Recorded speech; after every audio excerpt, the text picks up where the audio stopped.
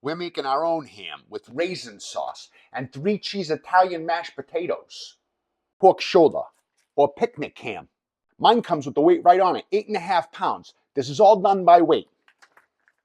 Pink salt, Prague powder number 1, 0.25%, 9.6, 10 grams for 8.5 pounds of ham. It's math. Pink salt by the weight of the meat. Kosher salt by the weight of the water. 300 grams for a gallon of water. 6 to 8% of your total water weight. Sweet and salty with 50 grams of honey and 50 grams of molasses to really boost flavor. A whole head of garlic. You don't got to peel the cloves, but crushing them will release those allicin flavor compounds that we want. 3,800 grams of water. Technically, you could whisk the salt in without the heat, and it would eventually dissolve. But if you want everything to disperse evenly, you're going to heat them up. Everything's evenly dispersed. Not a single grain. The heat from the liquid is going to unleash that garlic flavor. Boiling the garlic and rosemary would overdo it, but you definitely want to bruise it real good, releasing those essential oils. Give it time to cool down. That skin will keep the brine from penetrating the meat. So it's got to come off. Take your time peeling that skin back. But don't you dare throw away that skin, or we can't be friends. I'm going to save that for later. Your brine needs to be as cold as your meat for you to use it. You can use this liquid in your injector. Just make sure you strain out that garlic and rosemary. About 2 cups is all you're going to need. Without an injector, this is going to take longer. Think a day per pound. That means 8 or 9 days. Using the injector, we can bring that down to 4 to 7. Try and use the same hole when you can. And just move the needle around, giving you less places for leakers. The idea is less entry points and more of the brine stays in. 2 in the front and 1 in the back. No matter what you do, you're going to have some of it leak out. What isn't on the inside is now on the outside anyway. This year we're making our own ham. This time not only did we inject it, but we let it go for a full 7 days. Pink from the curing salt and dark from the molasses. Pat dry that excess moisture. And this is a ham. We got to score it. You want a razor sharp blade for this, and something small and easy to control.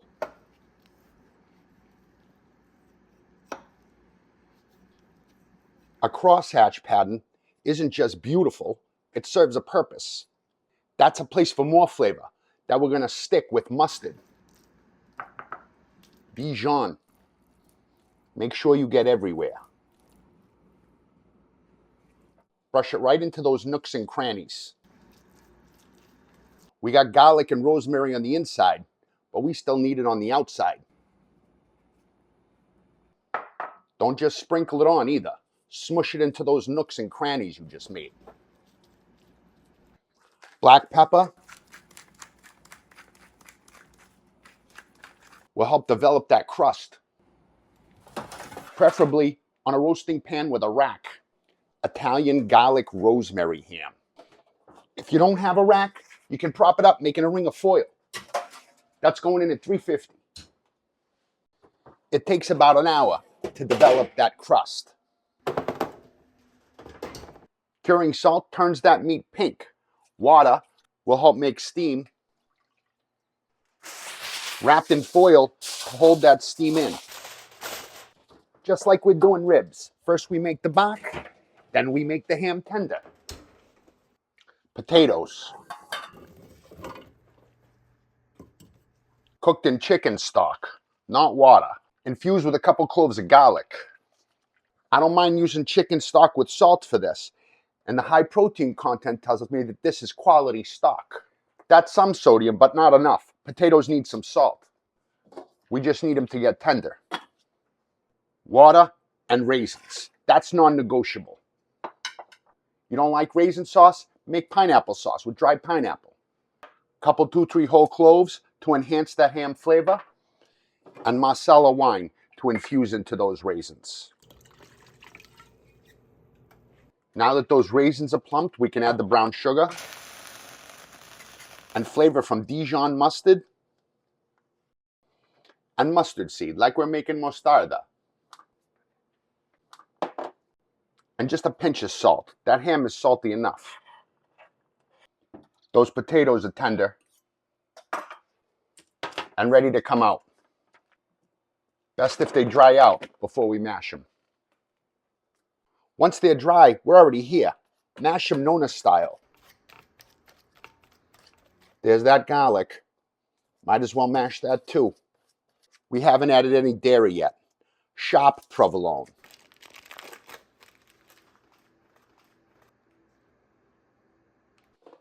Regular provolone's got no zip. Aged sharp provolone was my grandfather's favorite.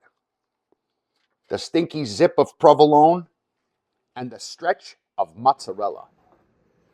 These are cheesy potatoes. Potatoes.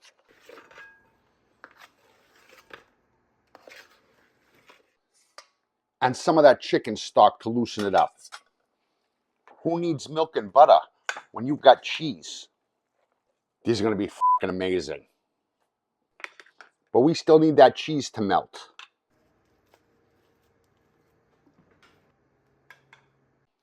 Topped with breadcrumbs for a little crunch. And Parmigiano Reggiano. 3 Italian cheese potatoes. That raisin sauce needs vinegar for tang.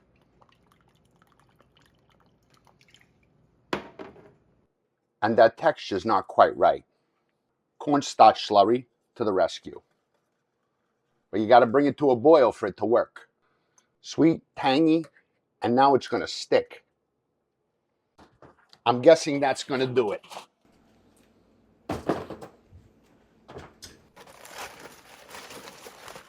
I'm going to say that's cooked. Of course, I prefer 165 in the middle. We're going to get there. But not without the help of some of that glaze.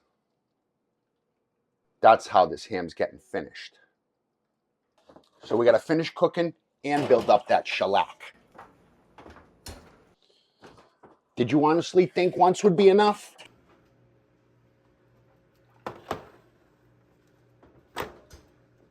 You're going to want to do this a couple, 2-3 times. We're glazing a ham, baby. Raisin glazed Italian ham with rosemary and garlic. Get a temp close to the bone. We're over 165. We know we're good. That ham needs to rest, giving just enough time for those potatoes to crisp up. Cheesy, brown, and crispy. You want to take off chunks like that and then carve slices. The rosemary, the garlic, the flippin' raisins and mustard seeds. The white part and the brown part, is that from injecting it? We almost injected it perfectly. Still pretty good. Oh, it looks so good. Italian style mashed potatoes. That's a potato mashup.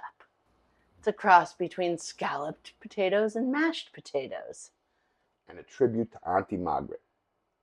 Large Marge. She was the fucking goat, man. Yum. Look at all those raisins and mustard seeds. Oh, I know. I'm going to love this. Mm-hmm. Everyone loves ham. Yeah, screw pineapple. Give me Auntie Marge's raisin sauce. That's fucking good. Mm. That ham fucking melts in your mouth. Mm. I love it.